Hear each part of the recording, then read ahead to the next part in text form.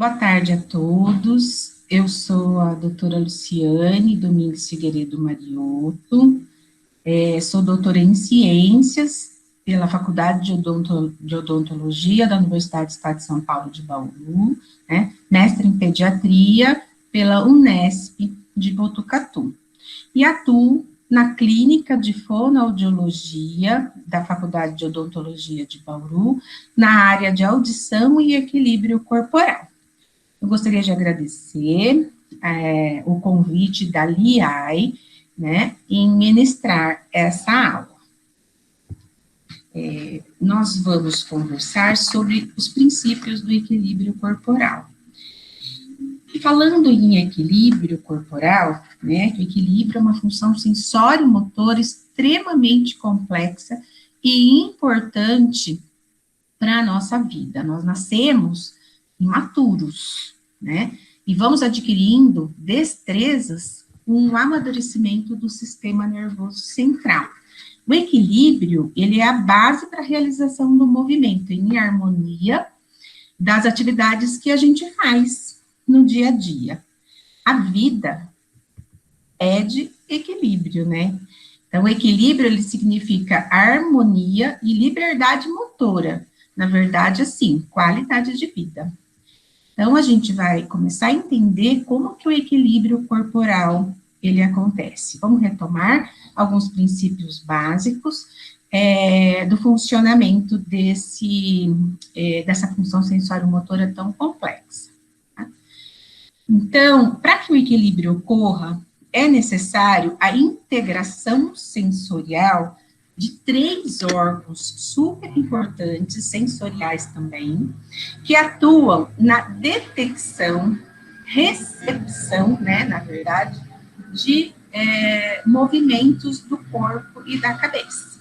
Então, o sistema proprioceptivo, o sistema vestibular e o sistema visual em conjunto, eles vão detectar todos os movimentos que ocorrem naquele momento em sincronia, vão enviar essa informação para o sistema nervoso central, analisar, processar, né, e transformar todas essas informações recebidas por esses órgãos em reflexos do equilíbrio corporal, que são o reflexo vestíbulo ocular e o reflexo vestíbulo espinal, né, e um dos principais, existem outros reflexos, mas os principais são esses.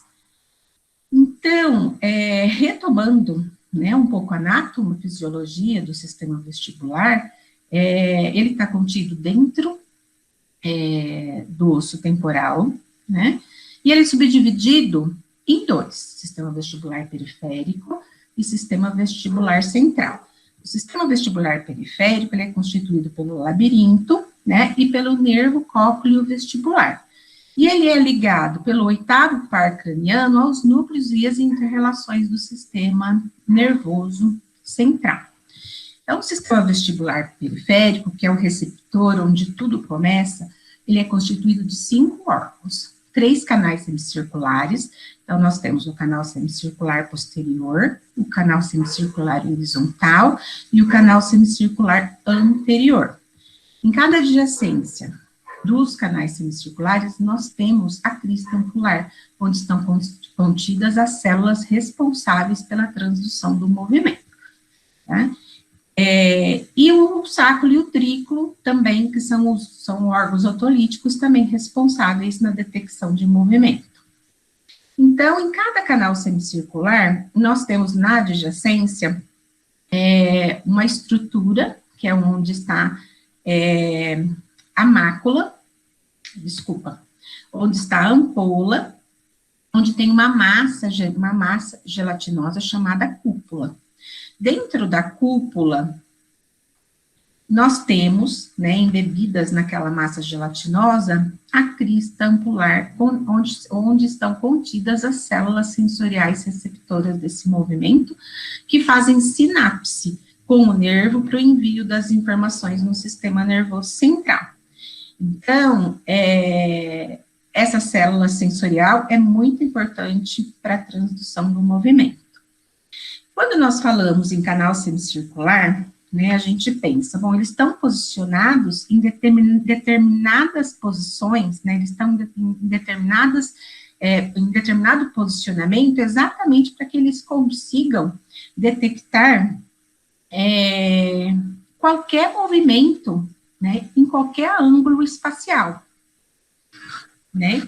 Então, cada canal semicircular, ele vai produzir um tipo de movimentação ocular de acordo com o plano de ação do movimento.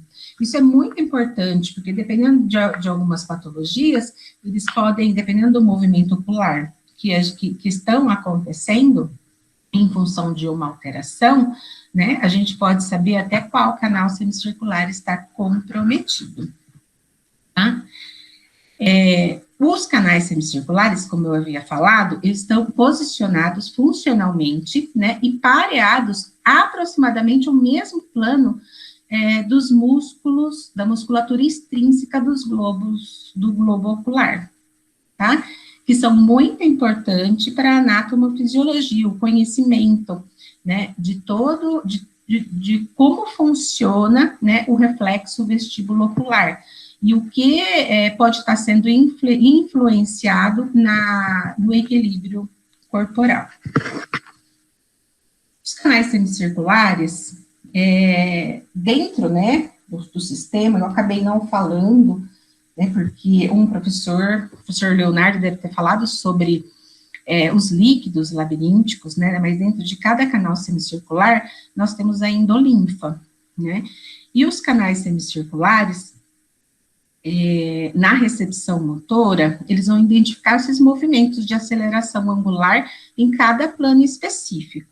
Então, o canal semicircular lateral ou horizontal, eles vão identificar movimentos de rotação, movimentos de rotação no plano horizontal transversal. Então, eles vão proporcionar movimentos horizontais, que seguem em direção contrária, né, ao movimento da cabeça. Então, são movimentos no plano horizontal, né, e no sentido transversal. Os canais semicirculares, o anterior ou superior, eles vão identificar movimentos de extensão no plano sagital.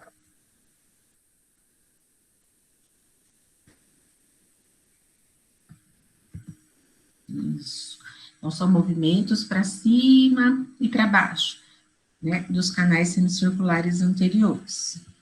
E os canais semicirculares posteriores, eles vão identificar, né, os movimentos de flexão lateral dentro de um plano coronal. Né, em todas as direções espaciais. Então, além dos canais semicirculares, nós temos os órgãos otolíticos, né? Então, a gente tem o sáculo e o utrículo. No sáculo e utrículo, nós temos a mácula, né? A mácula, que é onde está inserida a célula sensorial receptora dos movimentos lineares. Então, os canais semicirculares são receptores de movimentos angulares da cabeça, e o sáculo e o utrículo, movimentos lineares. Dentro de cada mácula, né, nós temos estruturas sensoriais, que são consideradas mecanorreceptores, que elas vão reagir, né, aos movimentos lineares da cabeça. E a inclinação estática, tanto no eixo gravitacional como translacional. Então, no eixo gravitacional, seria o momento que a gente estaria inserido dentro de um elevador. E o translacional, o movimento de um carro, você estando em movimento contínuo dentro de um carro, ou até mesmo correndo, como eu coloquei nessa foto, tá? Aqui no vídeo, a gente consegue observar, né, o posicionamento, né, da mácula, as células sensoriais, né, os cristais de carbonato de cálcio, que são os otólitos, fazendo uma pressão pela gravidade em cima dos cílios, né? E mostrando as sinapses, a informação, né, mecânica sendo transformada em energia elétrica, iniciando sinapses para o sistema nervoso central.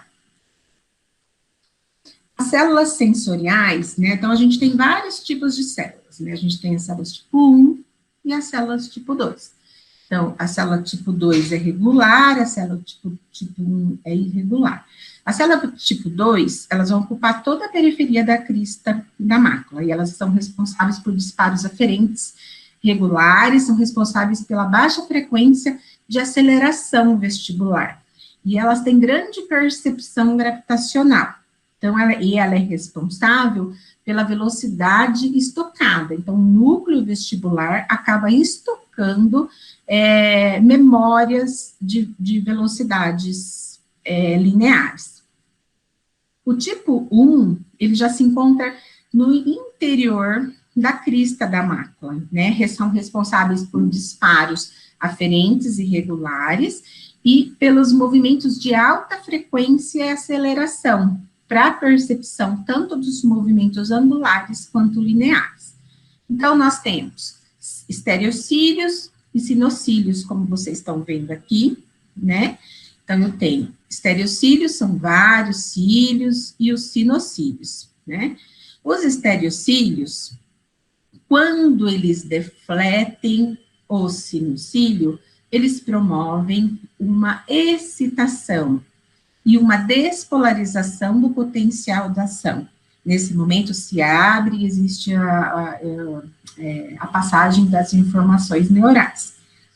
Quando o sinocílio é quem deflete sobre os estereocílios, ocorre uma hiperpolarização e uma inibição do sistema.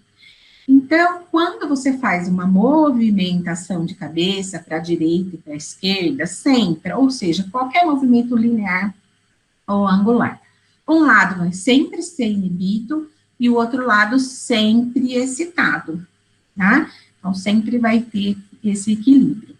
Um fator muito importante é que mesmo, né, o sistema vestibular, mesmo havendo repouso, sem movimento nenhum da cabeça, as células sensoriais, elas continuam enviando informações neurais e elétricas para o sistema nervoso central. Então, uma curiosidade, né, que a gente nunca pensou, é como que a órbita do nosso olho permanece sempre fixa. Então, existe a musculatura, né, que é sempre excitada para que ela segure todo o globo ocular no posicionamento. Então, se a gente não tivesse essas informações neurais, mesmo em repouso, talvez a gente tivesse algum problema com a nossa órbita ocular. Ok?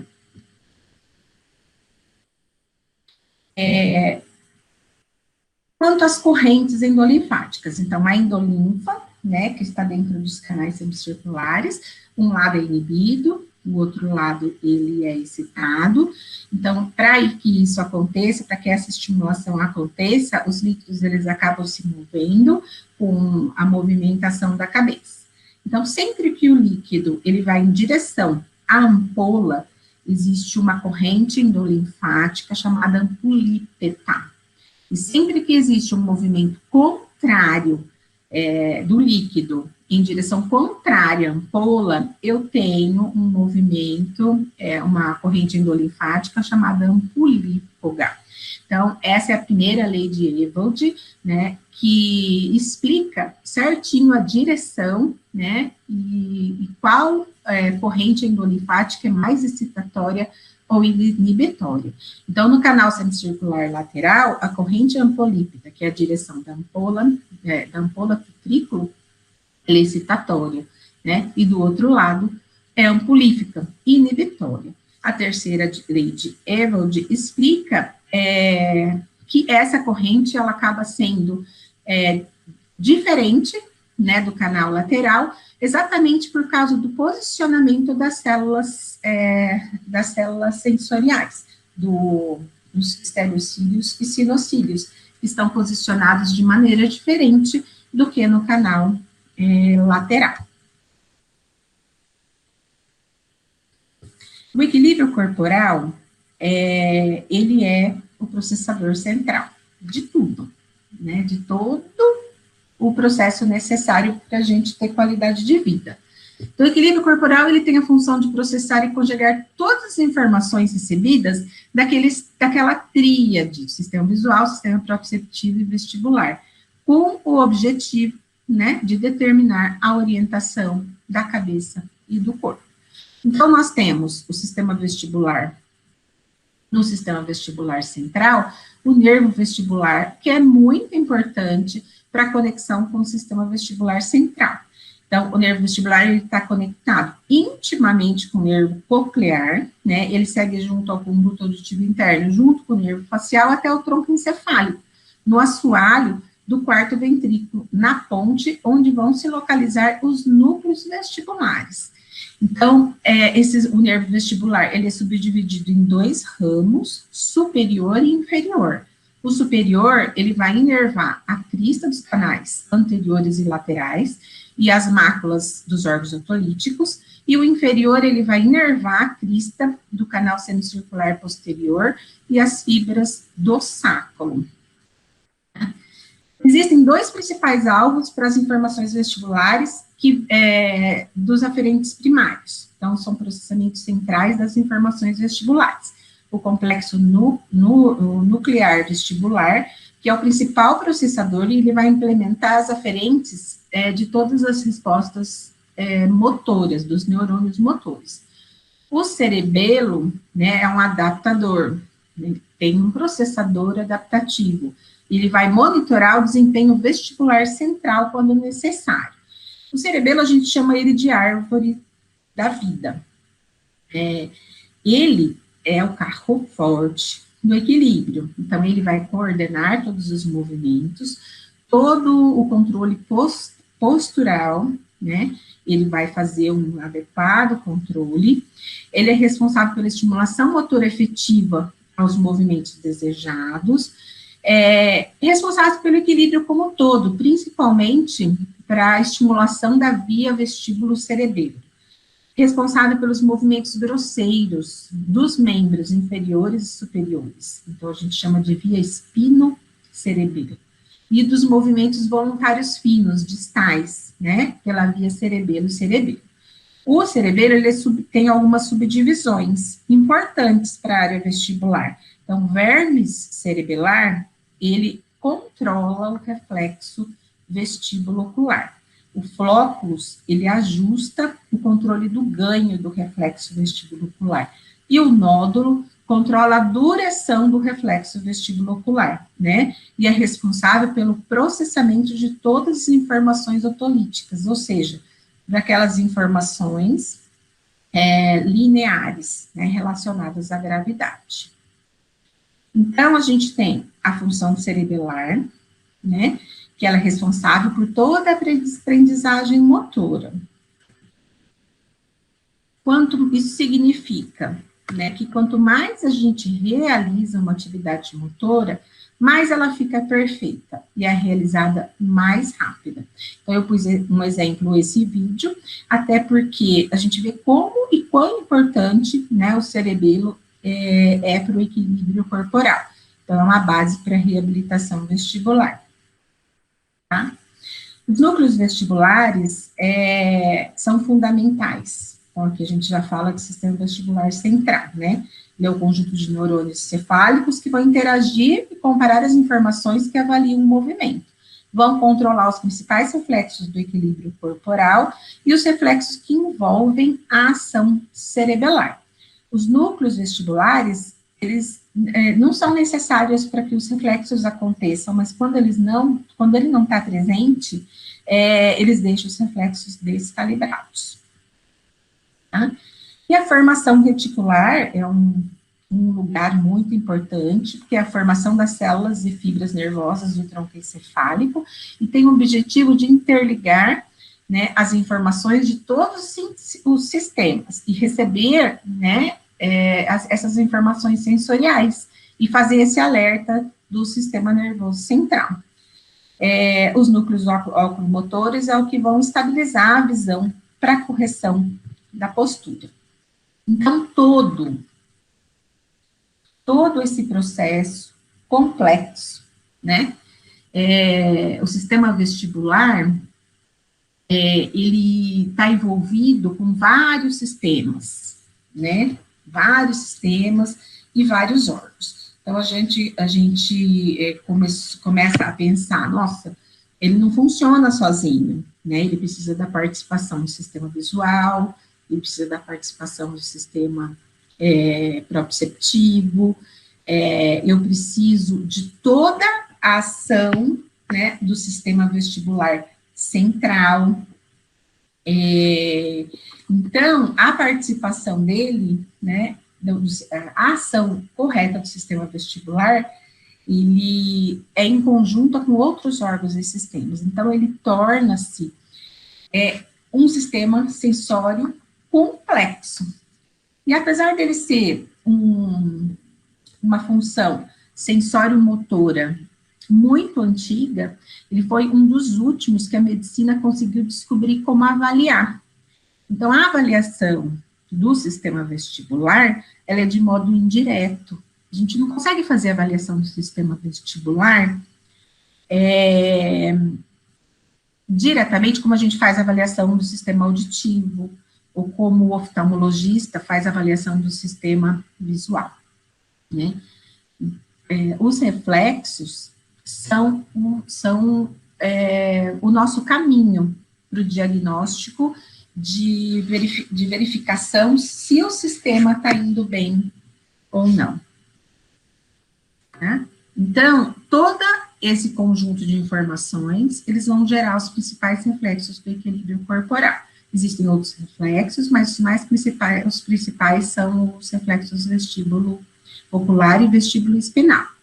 Né? Então, por que é importante conhecer todas as estruturas periféricas e centrais envolvidas no equilíbrio corporal? O importante é a gente conhecer todas as estruturas oculares, centrais, né, os neurônios motores, os pares cranianos, porque eles vão estar relacionados diretamente com os movimentos oculares, as correções. Então, o labirinto, né, os olhos, são a porta para o labirinto. 70% dos testes vestibulares, eles são realizados por meio dos olhos. Então, o objeto de estudo do sistema vestibular são movimentos oculares, né? Então, o reflexo vestibulo-ocular, ele gera um movimento dos olhos. Então, aqui eu trouxe, né? Aqui eu consigo mostrar o reflexo vestibulo-ocular, a movimentação da cabeça e dos olhos em sentido contrário, em todos os sentidos. Certo? Então, o reflexo vestibulo-ocular é um reflexo simples, muito arcaico, mas ele compõe de 3 neurônios. Ele vai gerar, né, os movimentos compensatórios dos olhos, proporcionando uma visão clara enquanto a cabeça se movimenta. Então, ele que é responsável por manter a imagem fixa enquanto a gente anda e vê os objetos parados. Então, na rua, conseguir ver, né, alguns objetos parados para você ter segurança física. Quando o reflexo vestibulo-ocular ele está alterado, a gente tem sinais, né? Então, ele vai proporcionar nistagmo, que seria um sinal de comprometimento do reflexo vestibulo-ocular. Existem várias causas, né, por assimetria do tônus vestibular, por mais de 300 causas já foram descritas. Mas para o diagnóstico, para a gente identificar, o nistagmo seria uma alteração vestibular e uma alteração do reflexo vestibulo-ocular. Nós temos aqui, então, a possibilidade de fazer o registro, né, desses movimentos nistágmicos através de métodos instrumentados como a vectoeletroenstagmografia, né? Então, eu consigo, com a vectoeletroenstagmografia ou com a videonestagmografia, nós conseguimos fazer o registro desses movimentos nistagmicos. E aí, os instrumentados, eles nos dão valores, né, ganhos, velocidades, em que a gente tem padrões de normalidade, e nos auxilia no diagnóstico do sistema vestibular. Nós temos também a possibilidade de fazer o diagnóstico não instrumentado. Então, você tem como fazer provas específicas, ou seja, provas clínicas não instrumentadas, que nos dão a possibilidade de enxergar sinais, né, de que o organismo mostra de que algo não vai bem, de que o equilíbrio corporal não vai bem. Então, utilizamos esse recurso, um óculos de Frenzel, um óculos com 20 dioptrias, que aumentam os olhos para a gente poder ter uma visão melhor, mais minuciosa, dos movimentos oculares, porque essa descrição e o detalhamento das características dos movimentos oculares são importantes na avaliação clínica não instrumentada, e que ajudam no diagnóstico diferencial das alterações vestibulares. Então, aqui, trouxe para vocês dois tipos de nistagmo, né, o nistagmo torsional, né, que podem aparecer em diversas situações. Esse daqui específico são nos casos de vertigem posicional paroxística benigna, ou seja, nas litíases dos cristais de carbonato de cálcio, ou seja, o deslocamento de otocônias dos canais semicirculares, não, do utrículo para os canais semicirculares, né?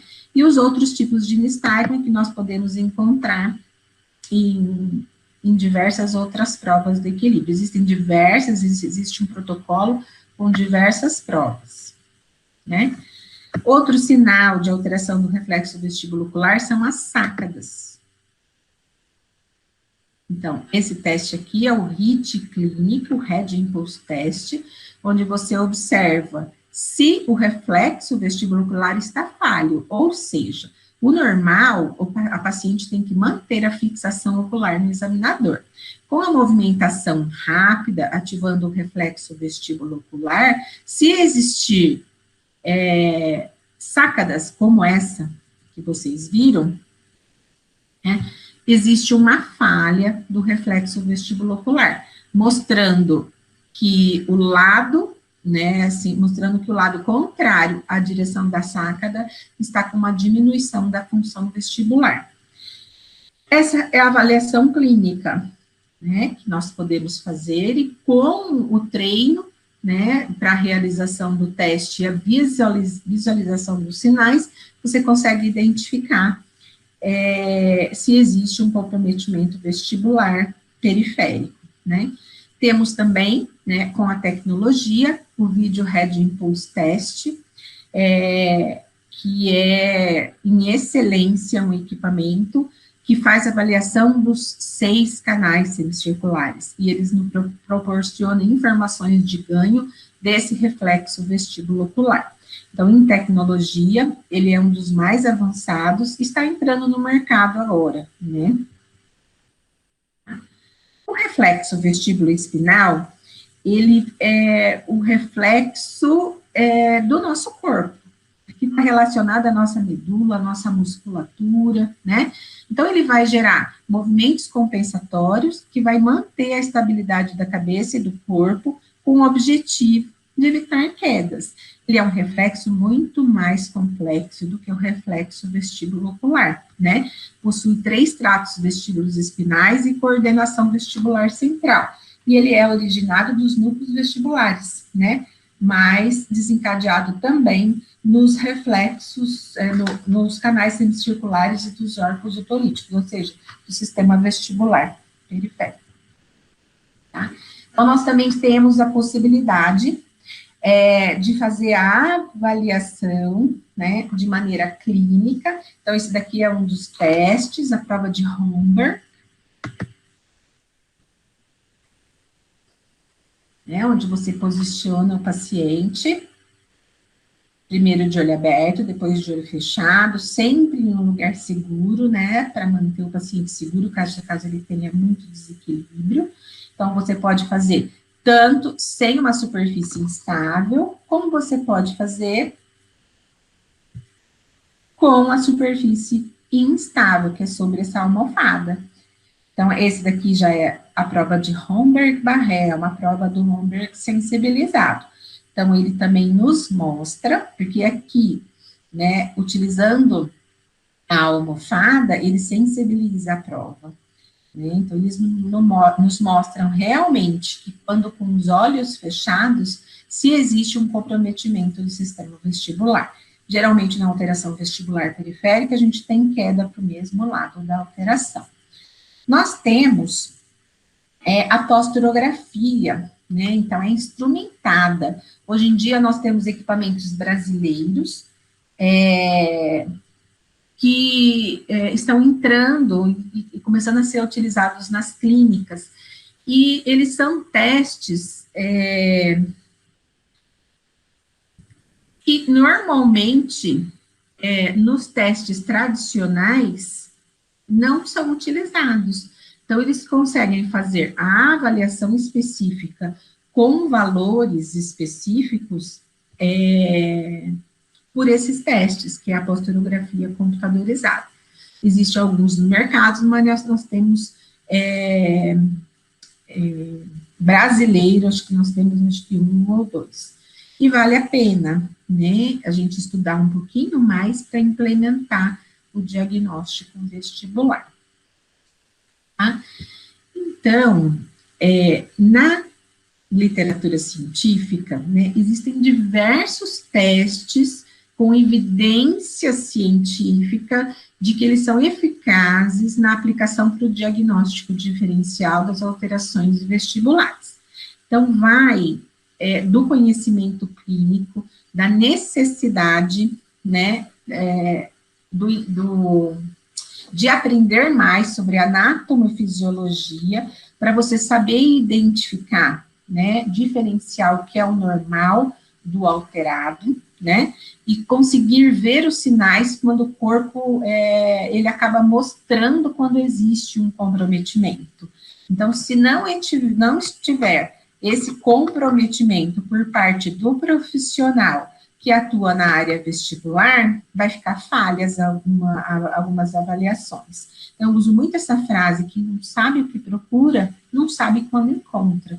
Então, você sabendo, você tendo toda a bagagem teórica em relação à anatomofisiologia do sistema, entendendo como tudo funciona, né, você consegue saber quando existe alteração, né? Então, a fonoaudiologia, ela é uma profissão habilitada, né, na avaliação e na reabilitação vestibular. Nós somos profissionais que, na própria graduação, já temos a formação minuciosa sobre a anatomofisiologia da audição e do equilíbrio. Então, somos profissionais habilitados para atuar nessa área.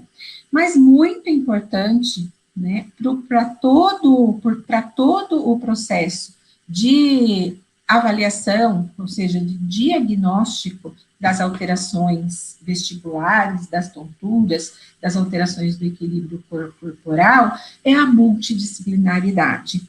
Nós nunca trabalhamos sozinhos, sempre temos que ter a participação da medicina, né, na área de otorrino, neurologistas, hoje em dia muitos geriatras, né, estão envolvidos no diagnóstico do equilíbrio corporal em prol da qualidade de vida dos indivíduos. Então, nós necessitamos ter a multidisciplinaridade, a importância da inter-relação entre os profissionais. Então, o bom diagnóstico, a boa prática clínica, desde a realização da entrevista fonoaudiológica, né? No caso, nós estamos falando da fonoaudiologia, mas em todas as áreas da medicina, nós temos a entrevista que ela já nos dá 85%, às vezes, do diagnóstico, né?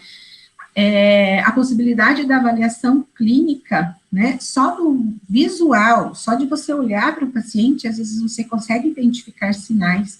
Todos os exames clínicos, ou os exames clínicos comportamentais, ou os exames instrumentados, possíveis para você utilizar. Então, a gente tem várias cartas na mão para fazer o diagnóstico, né, do paciente com alteração vestibular.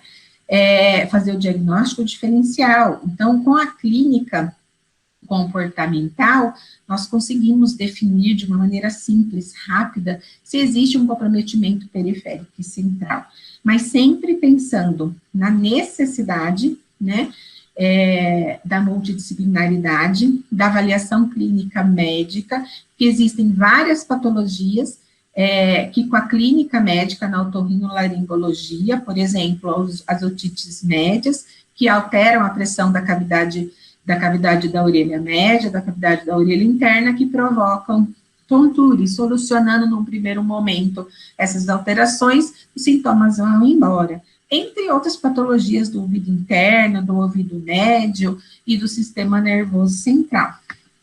Então, eu acho que eu passei um pouquinho para vocês de alguns princípios do equilíbrio corporal, falando um pouco sobre anatomofisiologia, sobre alguns testes, né, bem pincelado, sobre como a gente pode abordar, né, o sistema vestibular nas suas alterações, e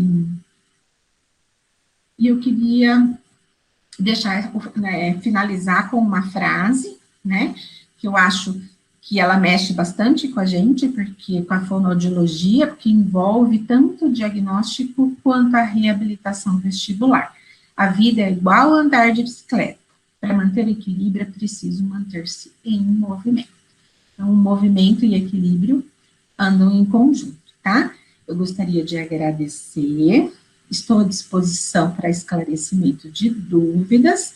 Me encontro na clínica de fonoaudiologia no setor de diagnóstico audiológico. Obrigada, boa tarde a todos.